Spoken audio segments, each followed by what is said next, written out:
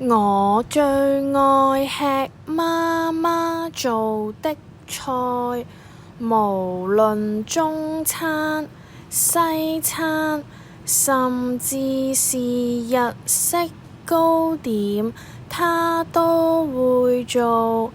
還有就是每回當我們找不到想要的東西時，只要告訴她不一會兒，就肯定能幫我們找出來。每天從早上7點起床，到晚上11點才睡，從沒有聽見她有任何投訴。